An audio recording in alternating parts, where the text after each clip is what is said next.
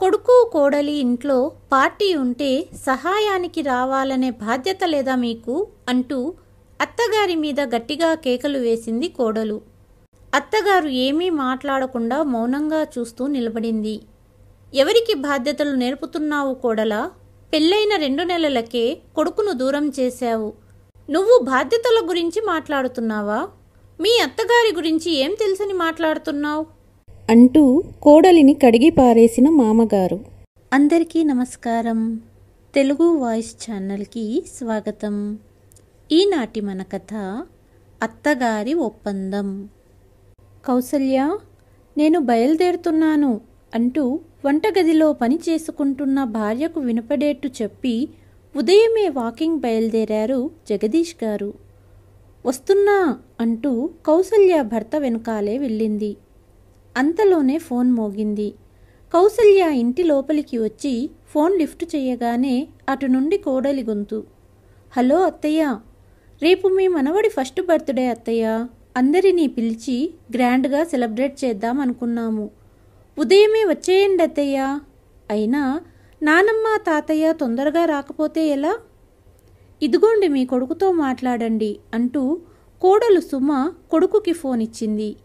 Hello అమ్మా, ఎలా ఉన్నావు? నాన్న ఎలా ఉన్నారు? అడిగాడు కొడుకు రోహిత్. మేము బాగున్నాం బాబు. మీరంతా ఎలా ఉన్నారు? అడిగింది కౌసల్య. అందరం బాగున్నామమ్మా. మీ మనవడితో గడుపుతుంటే అస్సలు సమయమే తెలియట్లేదు. సరే అమ్మా, నేను రేపు ఉదయం నిన్ను నాన్నను పిక్ చేసుకోవడానికి వస్తాను. ఇద్దరూ రెడీగా ఉండండి అన్నాడు కొడుకు రోహిత్. సరే అమ్మా, ఉంటాను అంటూ ఫోన్ పెట్టేశాడు. జగదీష్ కౌసల్య గారికి ఒక కొడుకు రోహిత్. రైల్వేలో ఉద్యోగం చేస్తూ కొడుకును బాగానే చదివించారు. డిగ్రీ చేసిన రోహిత్ బ్యాంకులో ఉద్యోగం చేస్తున్నాడు. కొడుకుకు పెళ్లి చేశారు. కోడలు సుమ సంపన్న కుటుంబం నుంచి వచ్చింది. పెద్ద చదువులు చదువుకుంది. ఇంట్లో అత్తా మామయ్యలతో కలిసి ఉంటే స్వేచ్ఛ ఉండదని పెళ్ళైన 2 నెలలకే అదే నగరంలో భర్తతో వేరే కాపురం పెట్టింది. కొడుకుతో ఫోన్ మాట్లాడి పెట్టేశాక కాసేపటికి వాకింగ్ నుంచి తిరిగి వచ్చారు జగదీష్ గారు. ఏంటండి శ్రీమతి గారు, చాలా సంతోషంగా కనిపిస్తున్నారు? నవ్వుతూ అడిగారు భార్యని. రోహిత్ దగ్గర నుండి ఫోన్ వచ్చిందండి. రేపు బిట్టు ఫస్ట్ బర్త్డే కదా. కొడుకు కోడలు ఇంట్లో పెద్ద పార్టీ ఇస్తున్నారట. మన ఇద్దరినీ రేపు ఉదయం తీసుకెళ్లడానికి రోహిత్ వస్తానన్నాడు. చాలా రోజులయ్యింది మనవడిని చూడక. రేపు వాడితో చాలాసేపు ఆడుకోవాలి, గారాబం చెయ్యాలి అంటూ కౌసల్య చాలా సంతోషంగా భర్తతో చెప్పింది. భార్య చెప్పిన మాటలకు జగదీష్ గారు నిరుత్సాహంగా సోఫా మీద కూర్చున్నారు. ఎందుకంటే అతనికి అంతా తెలుసు. కొడుకు కోడలికి తల్లి తండ్రి ఎప్పుడు గుర్తుకు వస్తారో. భర్తను అంత నిరుత్సాహంగా చూసి, ఏమైందండి, దేని గురించి ఆలోచిస్తున్నారు అని అడిగింది కౌసల్య. ఉదయమే ఎందుకు వెళ్ళాలి? పార్టీ సాయంత్రం కాబట్టి సాయంత్రమే వెళ్దాము అన్నారు జగదీష్ గారు. మనము బిట్టు నానమ్మ తాతయ్యలమండి. తొందరగా వెళ్ళి అక్కడి ఏర్పాట్లు చూసుకోకపోతే ఎలా? అలాగే బిట్టుతో సమయాన్ని గడపాలి. కొడుకు కోడలికి కూడా కాస్త సహాయంగా ఉంటుంది అన్నది కౌసల్య. నేను కూడా అదే చెబుతున్నా. మనల్ని నీ కోడలు పిలవడానికి కారణం, కోడలి పుట్టింటి వాళ్ళు ఇంటి వంటనే తింటారు. అందుకే కోడలు హోటల్ నుండి ఆర్డర్ చెయ్యదు. నువ్వు చాలా అమాయకురాలివి కౌసల్య. నువ్వు మంచితనంతో కోడలికి సహాయం చేద్దామనుకుంటున్నావు. కానీ నీతో ఇంటి పని వంట పనంతా చేయించడానికి నిన్ను పిలుస్తుంది కోడలు. ఇక మనవడితో గడిపే సమయం ఎక్కడుంటుంది నీకు? అయినా నీకు గుర్తుందా కౌసల్య, కోడలు డెలివరీ అప్పుడు రోహిత్ ఫోన్ చేశాడు. హాస్పిటల్లో ఉండి పిల్లాడిని చూసుకున్నావు. డిశ్చార్జ్ అయిన తర్వాత రోహిత్ భార్యకు సహాయంగా ఉంటావని నిన్ను ఇంటికి తీసుకెళ్లాడు. పిల్లాడికి స్నానం చేయించడం నుండి నిద్రపుచ్చేదాకా ప్రతి పని నువ్వే చేసేదానివి. కోడలి తల్లి అప్పుడప్పుడు వచ్చి కూతురిని చూసుకుని వెళ్ళేది. 4 నెలలకు కోడలు పూర్తిగా కోలుకుని, అత్తయ్య, బాబుని నేను చూసుకుంటాను, ఇక మీరు వెళ్ళండి అనింది. తర్వాత 5వ నెలలో పిల్లాడి బారసాల జరిగినప్పుడు కూడా కోడలి పుట్టింటి వాళ్లను, తల్లి తండ్రి, అన్నయ్య వదినలను మొత్తంగా 40 నుండి 50 మందిని పిలిచింది. అప్పుడు కూడా రోహిత్ ఒకరోజు ముందు కాస్త సహాయంగా ఉంటుందని రమ్మన్నాడు. కానీ కోడలు పుట్టింటివారు ఇంటి వంటనే తింటారు, అందుకే నీతోనే అంతమందికి వండించింది కోడలు. బారసాల రోజు కోడలి పుట్టింటివారు కూడా తొందరగానే చేరుకున్నారు. కానీ నీకు సహాయానికి ఎవ్వరూ రాలేదు. కోడలు కూడా పుట్టింటి వారితో మాట్లాడుతూ కూర్చుండిపోయింది. అందరూ వచ్చారు, టీ పెట్టండి అంటూ ఆర్డర్లు చేసింది. మధ్య మధ్యలో మా అత్తయ్య ఉన్నారు కాబట్టే ఇంత పని చేసుకోగలిగాను, లేకపోతే అస్సలు నా ఒక్కదాని వల్ల అయ్యేది కాదు. వంటవాడి కంటే అత్తయ్యే బాగా వంట చేస్తుంది, అందుకే కుక్ని పెట్టలేదు, హోటల్ నుండి తెప్పించలేదు అంటూ కొద్దిగా నిన్ను పొగిడింది. పరిహారంగా ఇంటి పనంతా చేయించింది. పార్టీ అయిన ఆ రాత్రే కొడుకు మనల్ని తీసుకొచ్చి వదిలేశాడు. కానీ ఉదయం వెళ్ళొచ్చు ఉండమని కూడా అడగలేదు. అలాగే కోడలు పార్టీ అయ్యాక తిన్నారా అని ఒక్క మాట కూడా మనల్ని అడగలేదు. ఉదయం నుండి అంత పని చేసి ఒళ్ళు హూనమయ్యింది నీకు. ఇంట్లో 2 రోజులు జ్వరంతో బాధపడ్డావు. కనీసం నీ ఆరోగ్యం గురించి ఫోన్ చేసి అడగనూ లేదు కొడుకు కోడలు అన్నారు జగదీష్ గారు. అయ్యో, ఇప్పుడవన్నీ ఎందుకండి? అయినా ఆ మాటలన్నీ పట్టు కూర్చుంటే ఎలా? మనం వెళ్తున్నది బిట్టూ కోసం. ఏది ఏమైనా చివరకు వాళ్ళు మన కొడుకు కోడలు. ఇప్పుడు ఆ మాటలన్నీ వదిలేయండి అన్నది కౌసల్య. నువ్వు అలాగే ఆలోచిస్తావు కౌసల్య. నిజంగా మనల్ని కుటుంబ సభ్యులనుకుంటే భార్య మాటలు విని మనల్ని కొడుకు వదిలి వెళ్ళిపోతాడా? మనతో ఉండడానికి కోడలు అస్సలు ఇష్టపడదు.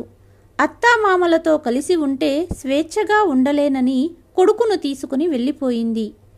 ఒక్కగానొక్క కొడుకును దూరం చేసింది. అంత స్వేచ్ఛగా జీవించాలనుకుంటే అలాగే ఉండవను. కానీ నువ్వు ఇలా ఫ్రీగా వాళ్ళింటి పని మనిషిలా పని చేయనవసరం లేదు. ఏది ఏమైనా కానీ ఇక మీదట నీకు గౌరవం లేని చోట నిన్ను పని చెయ్యనీయను అన్నారు జగదీష్ గారు. కానీ మన బిట్టు పుట్టినరోజు, తప్పకుండా వెళ్ళాలి అన్నది కౌసల్య. ఆ మాటలకి జగదీష్ గారు, సరే అయితే నేను ఎలా చెబితే అలా చెయ్యి అన్నారు. మరుసటి ఉదయం 7 గంటలకు రోహిత్ తల్లి తండ్రిని తీసుకెళ్లడానికి ఇంటికి వచ్చాడు. రోహిత్ వచ్చేసరికి ఇంట్లో తల్లి తండ్రి ఎవ్వరూ రెడీగా లేరు. కౌసల్య స్టోర్ రూమ్ క్లీన్ చేస్తూ కనపడింది. ఇంకోవైపు తండ్రి గ్యాస్ స్టవ్ను క్లీన్ చేస్తున్నారు. అమ్మా, మిమ్మల్ని ఇంటికి తీసుకెళ్తాను, రెడీగా ఉండమన్నాను కదా, నిన్ననే ఫోన్లో చెప్పాను కదా, అయినా ఏంటమ్మా ఇది అడిగాడు రోహిత్. బాబు రోహిత్, వినాయక చవితి దగ్గరలో ఉంది కదా, కాస్త ఇంటిని శుభ్రం చేద్దాం అనుకున్నాము. మా ఇంటిని ఎప్పటికైనా మేమిద్దరమే శుభ్రం చేసుకోవాలి కదా, ఇంకెవరున్నారు? అందుకే ఈరోజు ఇల్లంతా శుభ్రం చేస్తున్నాం అనింది తల్లి. కానీ అమ్మా, మా అత్తగారింటి వాళ్ళు ఇంట్లో చేసిన చేతి వంటనే తింటారు, నీకు తెలుసు కదా. అందుకే మీ కోడలు మిమ్మల్ని ఉదయాన్నే తీసుకురమ్మనింది. అది సరే కానీ నా ఇంటి పని చేసుకుని నేను అలసిపోతాను. ఇక ఇప్పుడు ఇంటికి వచ్చి అంతమందికి వండలేను. అందుకే నేను మీ నాన్నగారు సాయంత్రానికే వస్తాము అన్నది తల్లి. అమ్మా, ఈ పని రేపైనా చేసుకోవచ్చు, ముందు నాతో పాటు ఇద్దరూ బయలుదేరండి అన్నాడు కొడుకు. కొడుకు కోడలు తనను పిలుస్తున్న ఉద్దేశం తెలుసుకున్న తల్లి ఈసారి పని మనిషి కాదలుచుకోలేదు. చీర కొంగుతో ముఖంపైనున్న చెమటను తుడుస్తూ, రోహిత్, ఇక పని చేసే ఓపిక లేదు, నేను సాయంత్రమే రాగలను.